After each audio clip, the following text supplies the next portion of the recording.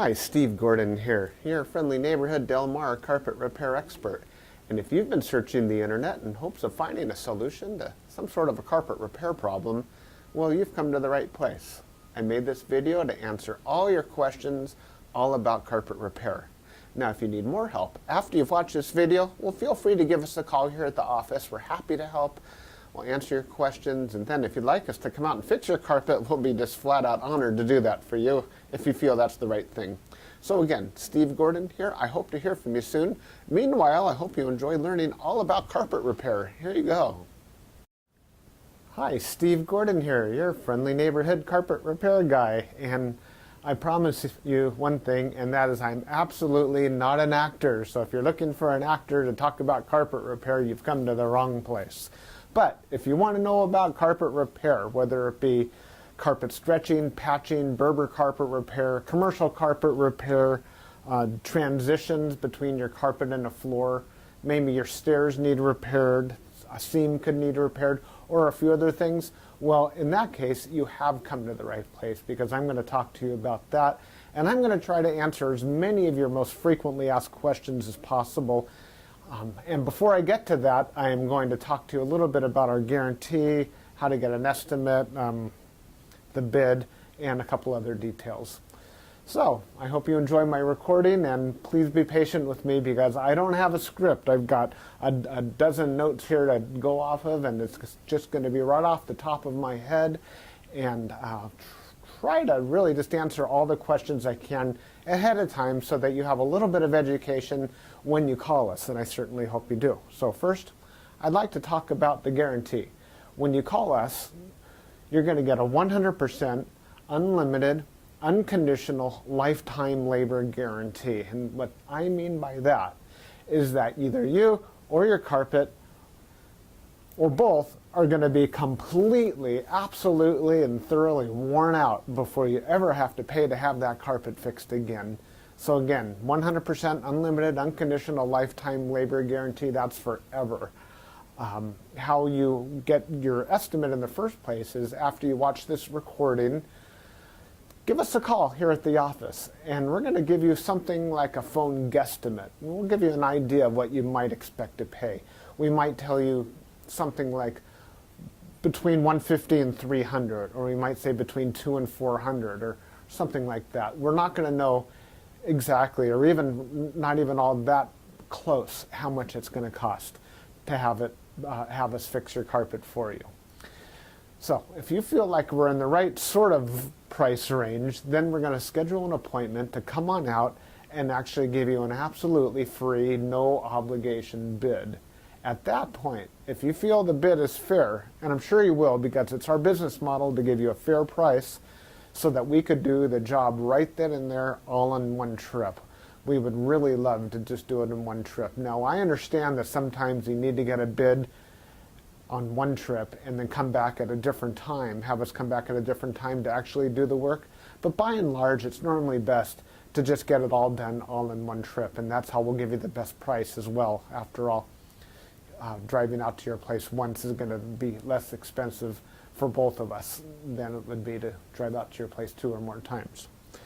Now, another thing about the absolutely free, no obligation bid is at that point we're going to actually have an opportunity to see the work. We're going to see exactly what needs to be done, because you see, when you call us on the phone, even though you think you've explained the situation thoroughly, it's very likely that either myself or one of my assistants here that helps me answer the phone won't really understand exactly what we're dealing with until we actually see it. And so that's why we really do want to come out and give you a bid in person. And by the way, if you don't like the bid, if you don't think it's fair, we're going to walk away absolutely empty-handed, and that makes us sad. So sad, because we want to be out there, we want to fix your problem and put a check in our pocket and go off to the next one. After all, this is what we do for a living. This is how we feed our families. Speaking about money, please don't pay cash. We would really prefer that you pay with a check made out to Creative Carpet Repair, or use a credit card. You can call in the office with a credit card. So cash, it's against the agreement I made with all my contractors. Now, If you work with me directly, if I'm the actual contractor that shows up to your house and you want to pay me cash, I'm happy to take it. But for any other contractor throughout my entire company, please don't pay cash. Now, I want to talk a little bit about the carpet repairs. I've got a little bit of housekeeping out of the way. Let's talk about carpet stretching. Most people wonder why their carpet is all rippled up.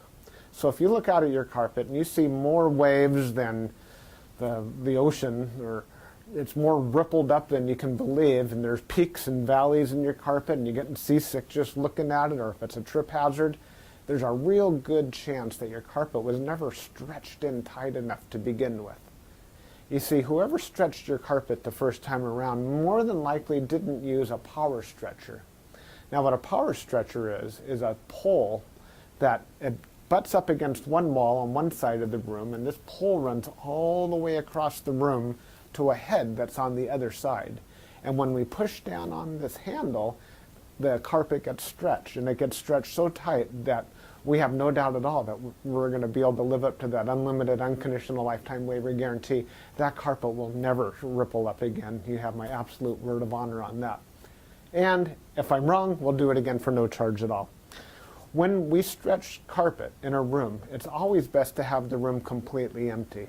We could empty the furniture out of the room for you if that's what you need, but more often than not, the customer will want to get as much as possible out of the way. Now, don't strain yourself. Don't go moving a giant king-size bed or a dresser that weighs, more than 10 elephants. That's not cool. We have special tools. We have these sliders that we can put underneath the legs of the furniture. So even if your dresser weighs a couple hundred pounds and it's harder than heck to move, we get those sliders underneath there and we can move that stuff around if that's what we need to do. So don't strain yourself moving the furniture. Also, if you have a king-size bed and it's just completely unreasonable for whatever reason to move that bed, quite often we could stretch the carpet in that room without moving the bed. It's a lot more work. Those poles that I spoke about, they go actually underneath the bed, so we stretch the carpet right underneath the bed to the other wall. And it's a lot harder. It takes us a lot more time and effort, but it can be done. So that's a little bit about carpet stretching. We use a power stretcher. We don't just kick it in with our little Susie Homemaker little knee kicker, and it leaves a little bit of extra carpet at the end. We cut off that excess, and you'll see how much carpet we cut off when we're done. We throw it in a bag, and we tuck in the carpet along the edge, and boy, life is good. It looks so much better. One thing that you might be aware of when we finish, though, is if you had large ripples, the carpet could be soiled along the top ridge of those ripples more than at the valleys, and that makes sense. Where you're walking, that's where it's going to get more dirt. So after you stretch the carpet is a real good time to have the carpet cleaned. Also, the carpet's out of the room, and the furniture is out of the room, and it's just a great time to clean the carpet. It looks a lot better at that point. Mind you, like I said, this is unscripted, so I'm just going to talk to you about carpet repair. Now let's talk about Berber carpet repair for a minute. Berber carpet repair has rows. Well, Berber carpet has rows. And actually the word Berber carpet, or the name Berber, it isn't exactly accurate. Berber carpet actually comes from a place out in the Middle East, country or countryside, where the area is called Berber. The Berber people or something like that. Anyhow, it's a very expensive rug, Berber rug. That's the actual meaning of the word Berber rug. The Berber carpets that we find today are very similar. There's loops and there's rows, and if you pull on one of those loops, or rows becomes unglued somehow, it could make a run, what we call a Berber run. So when you pull on that thread, it's like it's unzipping right in front of you. It's like, oh my gosh, what has happened? I've got this zipper run going all the way across the room. Now your higher end Berber carpet, that doesn't likely happen. It almost never does. But the lower end, middle of the road and lower end Berber carpet runs all the time. So when we fix a Berber carpet, what we're going to want to do is take out the bad area and patch a new piece in there. Sometimes we could actually weave a little bit of some new loops right into the place where that carpet has come unfurled. But more than likely, we're going to want to put in a Berber patch in that area. One reason that Berber comes apart at the seams is because the carpet was never sealed at the seams well enough to begin with. Your carpet installer that originally installed that carpet was supposed to use a latex sealer or even a glue gun or something to seal the edges of the carpet. Now, if they don't seal the edges of the carpet, that's one reason that Berber carpet is just going to unfurl like crazy. So when we put in a patch or fix a Berber carpet, that area gets sealed. Now, we give the unlimited, unconditional lifetime waiver guarantee on Berber carpet as well. But mind you, just because, let's say you have a 12-foot seam and we fix 3 feet of it, that's the part that we guarantee. The rest of the seam we're not going to touch. And you may have a problem with that in the future. And that's certainly not our business to cover something we've never actually worked on before. Now, after Berber carpet patching, I'll just talk about carpet patching in general. And this includes the Berber. When you call us to have your carpet patched, the first thing that we're going to ask you is if you have any extra carpet to do the patch with. If the answer is yes, well, we're golden. We're ready to do the job. If you say no, you don't have any extra carpet to do the patch with, we'll ask, well, can we take the carpet from a closet or maybe even from underneath a piece of furniture? Because what we can do is we can take a piece of carpet from a closet and patch it right into your damaged area. And it usually works out really well. Most people would rather have a piece of carpet missing out of their closet than have a terrible, nasty area in the middle of their room where they'll see it all the time. After all, inside the closet, you usually have that covered up with shoes and old photographs and baseball bats and everything you've ever collected in your life. More about carpet patching is if you don't have the carpet to do the patch, there's really nothing I can do to help you. So you're going to need to find that carpet to do the patch with before you bother having us come out there, because if we don't have the carpet to do the patch, we're stuck. Our hands are really tied. There's nothing we can do. Now, you're probably wondering how the patch is going to look when we're finished. It's real hard to say, especially in a recording like this. So just between you and me and a million of our closest friends here watching this recording through time, that patch is likely to be visible. You see, if you take a piece of carpet that's never been walked on, it's never been soiled, it's never seen the light from the window coming in so it hasn't faded out, and you take that brand new looking type of carpet or piece of carpet and patch it in to an area that has been worn, it has been soiled, it has been faded out by the sunlight, well, certainly you're going to see the difference between the new carpet and the older carpet because it's patched right in the middle there. Certainly it's going to look a lot better than the situation you probably have right now, but patches are visible. Another reason a patch might be visible would be because, well, thick carpet, thick nap or plush carpet hides the seams quite well. A short nap carpet, like a Berber carpet, for example, or any of the commercial type carpets, they're very short nap. They show the seams far more. Another thing is that the rows have something to do with it. When we cut a carpet in the same direction as the row of the carpet, well, those seams are by and large less visible than the seams that we cut that cross the rows. When we cross the row, well, it's unavoidable to do that if that's what we have to do to make a patch. And those seams stand out a little bit more than the ones that go along with the rows. So carpet patching, that's what we specialize in. We could absolutely do that for you. Have the carpet available for us, and we also back up our patches forever, just like everything else, just forever and ever and ever. That patch will never come up. After patching, well, we could talk a little bit about pet damage also when we talk about patching.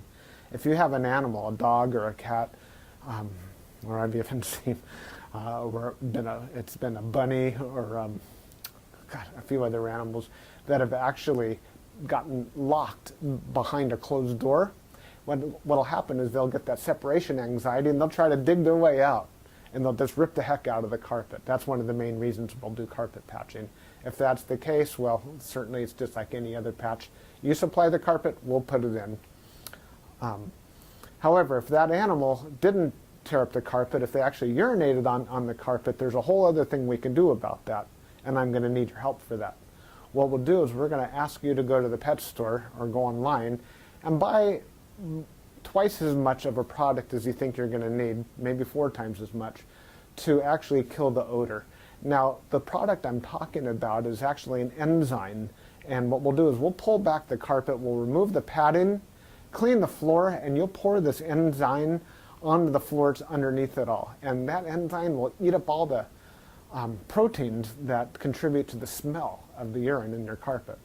Then we'll put in new padding, and you'll pour that enzyme cleaner all over the backing of the carpet as well at that time. I'll reinstall the carpet, and then one more time we'll use that cleaner and we'll just soak that area of the carpet with that enzyme one more time. And that's likely to kill the scent altogether. That smell should be completely gone. If not, it's probably because your animal found another place that you don't even know about, and I'm sorry about that. There's nothing we could do about your animal. Now that we've spoken about pet damage, I like to talk about carpet to floor transitions. A lot of people call us because they put in a new floor. Maybe it's a tile or a wood floor, and their carpet now needs to be finished along that edge. More often than not, we don't need to put in any kind of metal there. There's a lot of different types of situations where you do want a metal. If you have an apartment building and you want the carpet to last a long time between the carpet and, say, for example, a linoleum floor, we could put some metal there. There are flat metals. They're the type of metals that they're called, I've called them beat-down metals before. I'm not sure exactly what they're called. Beat-down metals, they're golden, they're silver, and the carpet goes right in there and it gets hammered down. Gives a nice clean edge, and it protects the edge of the carpet for a very long time. But if you're like most homeowners, that's not why you're calling us for a transition. You're calling for the transition because you just put in a nice marble or travertine floor, or maybe a wood floor. And so what we'll do with that is we're going to pull back the carpet and put in a new tack strip right up alongside that floor. Now that floor is going to be holding the place as if it were a wall. So here's your floor, here's your tack strip right in front of it. We're going to pull the carpet over that tack strip and tuck it in right there. So all you're going to see is a nice smooth transition between the carpet and the floor. Now, many times when you put in a new floor, it's important to put in some work into the subfloor underneath, and that might include using hardy backer or some other type of material that raises the floor up even higher than it would have been. So let's just say, for example, you've got a 1/2 inch new tile and another 1/4 inch of underneath there of a hardy backer, or it could even be more. It could be 3/4 of an inch altogether, or even more, that is higher than the carpet. That's extreme. It's usually not that high, but let's just say it is. If we just bring the carpet up and end it right there, well, you're going to stub your toe against that thing. You're going to be cursing to holy high heaven every time you do that. It's just not fun at all. Trust me, it's not.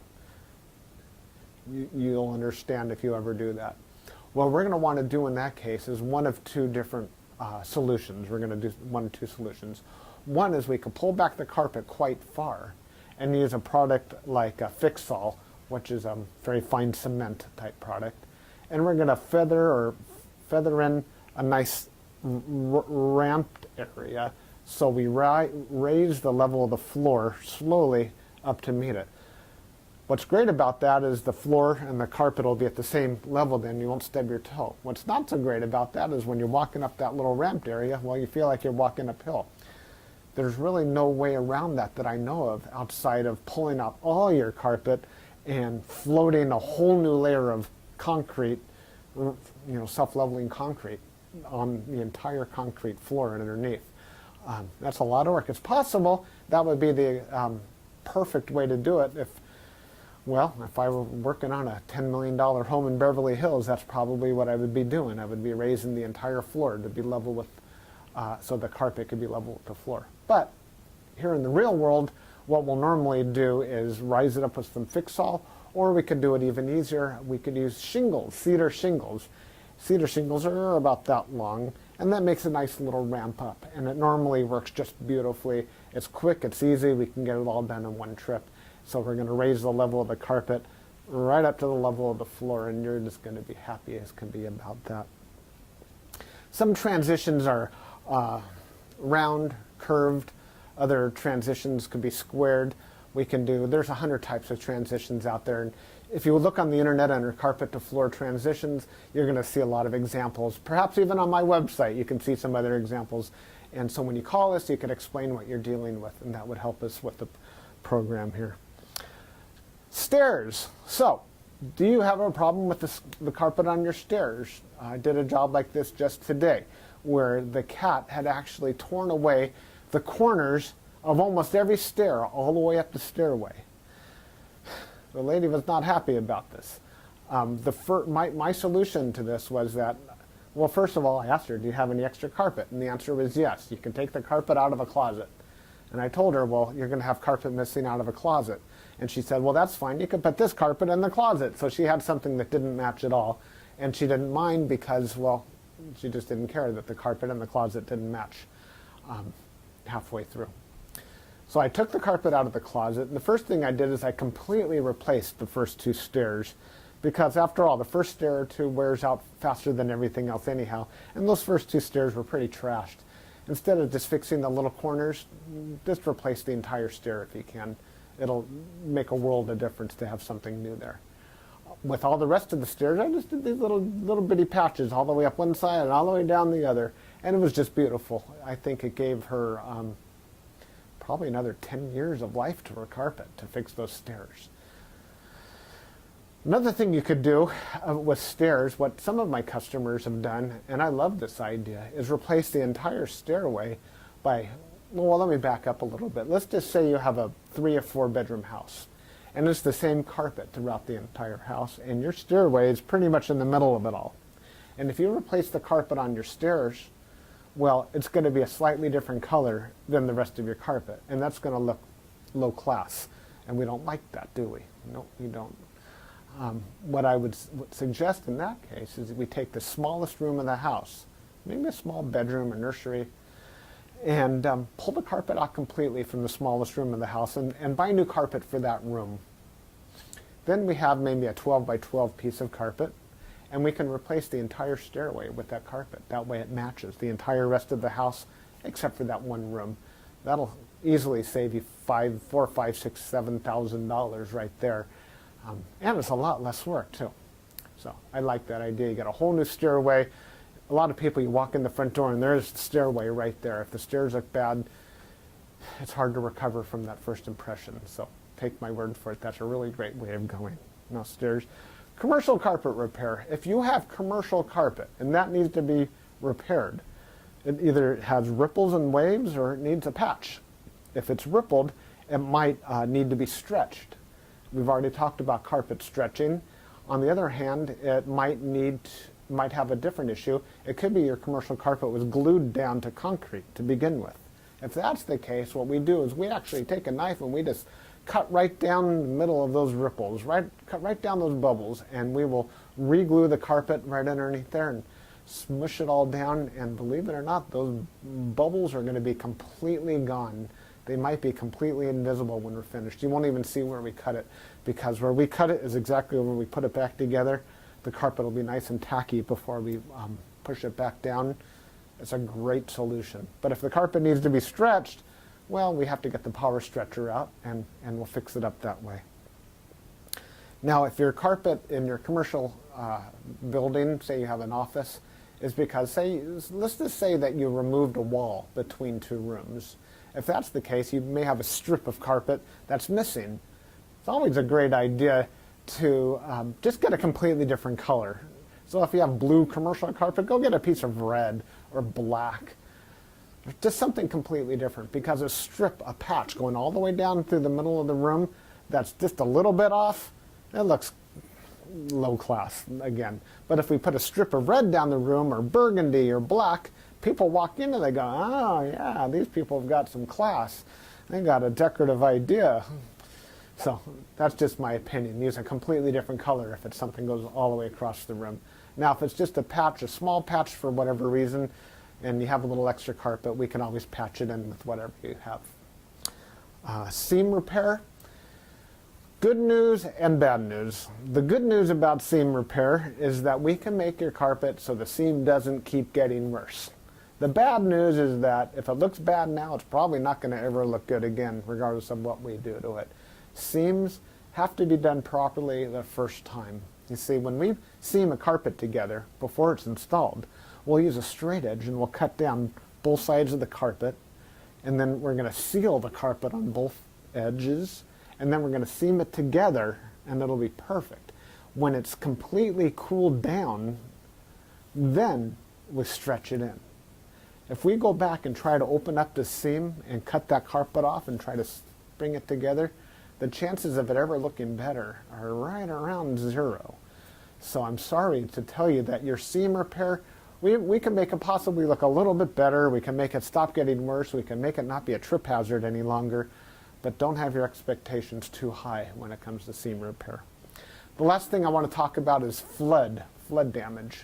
Now, if you're watching this right now and you've got a flooded out carpet, you are in a world of hurt, and I'm sorry.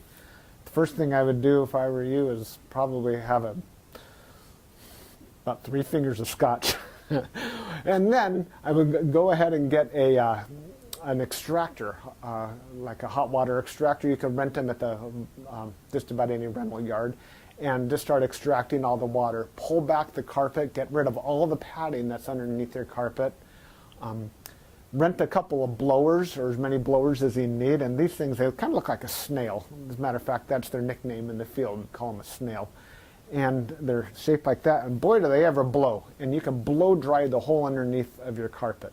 Set it up and get the carpet completely dry. At that stage, that's when you call us, and we can supply new padding, put a new pad, reinstall your carpet, clean the carpet for you if you're in an area that we do carpet cleaning, and life is good. You can put your furniture back and you'll be happy again. You don't have to do it yourself. If you want to call a company, even ours, depending on your area, can do that extraction for you as well. Now, if it's really flooded, I mean, seriously, like you're ankle deep in water, don't even bother. It's beyond almost everybody's ability. That means that your baseboards are all going to be all wet. A professional company will come in, remove your baseboards, and we don't do that ourselves. They'll remove your baseboards, they'll drill holes in the wall, attach blowers to your walls, and blow dry the entire area, inside the walls and out, the carpet, the floor, the whole shebang. And then we can come in and put the carpet back down at that point. So I hope that I've answered your questions. If you have any additional questions, now that you've heard me talk for the last I don't know how long, feel free to call me here at the office. I would be just tickled pink to hear from you. If I'm not here, one of my assistants, whoever answers the phone, will be well trained and will be able to answer any questions that you have about carpet repair. And then at that point, we'll be absolutely positively honored if you would have us just come on out to your place and fix your carpet for you. And that's all I have to say. Again, I'm Steve Gordon, and I promised I wasn't an actor, and by now you believe it. I'm a carpet repair guy, and I'll be looking forward to hearing from you, so please call me. Thanks. Bye-bye.